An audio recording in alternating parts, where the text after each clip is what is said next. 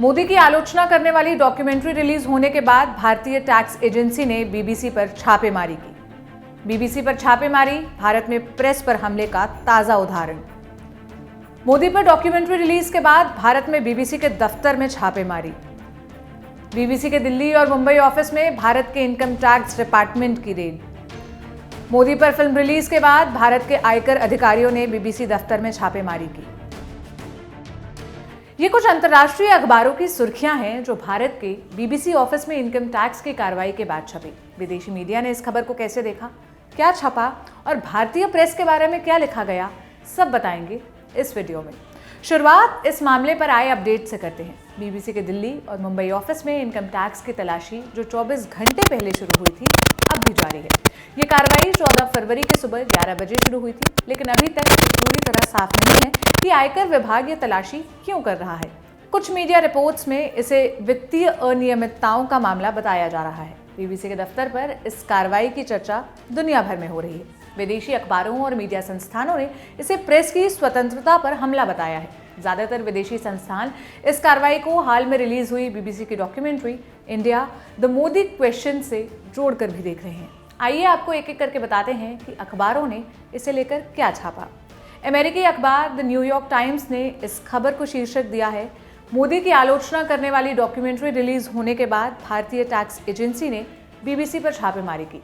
आगे खबर में लिखा है, नरेंद्र मोदी के नेतृत्व में भारतीय एजेंसियां लगातार स्वतंत्र मीडिया संस्थानों, मानवाधिकार समूहों और थिंक टैंक के खिलाफ ऐसे छापेमारी कर रही हैं।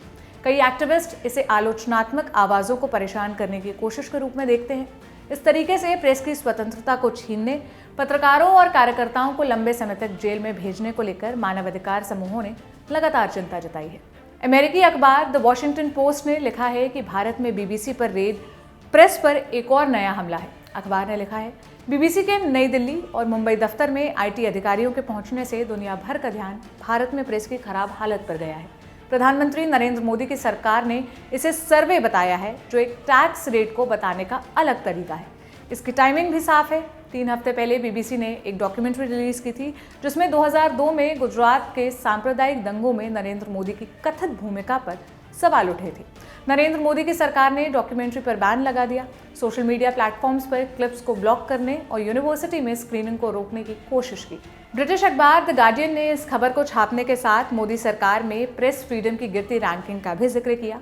उन्होंने कहा, 2014 में नरेंद्र मोदी के सत्ता में आने के बाद से मीडिया पर दबाव लगातार बढ़ा है। बीजेपी सरकार की आलोचना करने वाले पत्रकारों और मीडिया संस्थानों को परेशान किया जाता है। छापेमारी हुई, आपराधिक केस दर्ज हुए और टैक्स जांच का सामना करना पड़ा है। भारत का प्रेस फ्रीडम रैंक भी 180 देशों में 150वें नंबर पर जाकर पहुंच गया है। ब्रिटिश मीडिया द इंडिपेंडेंट ने भी इस कार्रवाई की खबर को बीबीसी की डॉक्यूमेंट्री से जोड़ते हुए लिखा है। उनका कहना है कि मोदी सरकार ने डॉक्यूमेंट्री रिलीज होने के बाद बीबीसी की जोरदार आलोचना की थी। सरकार ने इस फिल्म को प्रोपेगेंडा पीस बताया और कहा था कि यह औपनिवेशिक मानसिकता को दिखाता है। वहीं जर्मन मीडिया संस्थान डाउचे वेले यानी DW ने इस खबर को शीर्षक दिया है, मोदी पर फिल्म के बाद भारतीय टैक्स अधिकारियों ने बीबीसी के दफ्तर में छापेमारी की। अमेरिकी मैगजीन फोर्ब्स ने इस कार्रवाई को प्रेस की स्वतंत्रता पर हमले से जोड़ा है। उसने लिखा, सरकार ने विशेष इमरजेंसी शक्तियों का इस्तेमाल कर डॉक्यूमेंट्री क्लिप को ऑनलाइन शेयर करने पर बैन लगा दिया था। फोर्ब्स ने भारत की मौजूदा प्रेस फ्रीडम रैंकिंग का जिक्र करते हुए लिखा कि नरेंद्र मोदी के सत्ता में आने से पहले भारतीय मीडिया की रैंकिंग थोड़ी अच्छी थी। वहीं प्रेस फ्रीडम पर निगरानी रखने वाली अंतर्राष्ट्रीय संस्था कमिटी टू प्रोटेक्ट जर्नलिस्ट यानी CPJ ने लिखा है कि पत्रकारों को उनके काम करने के लिए परेशान नहीं करना चाहिए। संस्था ने लिखा कि वह बीबीसी ऑफिस में आयकर अधिकारियों की इस कार्रवाई पर नजर रखे हुए है। CPJ ने भी इसे प्रधानमंत्री नरेंद्र मोदी पर बनी डॉक्यूमेंट्री से जोड़कर देखा है। जाते जाते ये भी जान लीजिए कि बीबीसी की डॉक्यूमेंट्री में आखिर है क्या। बीबीसी की इस डॉक्यूमेंट्री में प्रधानमंत्री नरेंद्र मोदी के राजनीतिक सफर को दिखाया गया है। 2 एपिसोड वाली इस डॉक्यूमेंट्री फिल्म पर भारत में खूब विवाद हुआ। यूनिवर्सिटी में स्क्रीनिंग रोकने की कोशिश की गई। विवाद इसलिए हो रहा है क्योंकि इसमें 2002 के गुजरात दंगों के दौरान नरेंद्र मोदी की भूमिका पर सवाल उठाए गए हैं। इस दौरान मोदी गुजरात के मुख्यमंत्री थे। बीबीसी डॉक्यूमेंट्री का पहला हिस्सा 17 जनवरी को रिलीज हुआ था, वहीं दूसरा एपिसोड 24 जनवरी को प्रसारित हुआ। हालांकि ये डॉक्यूमेंट्री भारत में रिलीज नहीं हुई। भारत सरकार ने फिल्म रिलीज होने के बाद ही इसे ट्विटर और यूट्यूब से हटाने का निर्देश जारी कर दिया था। आपके लिए ये खबर लिखी मेरे साथी साकेत ने। मेरा नाम है सोनल। इस मुद्दे पर तमाम अपडेट्स हम द ललन टॉप के जरिए पहुंचाते रहेंगे। आप देखते रहिए। शुक्रिया।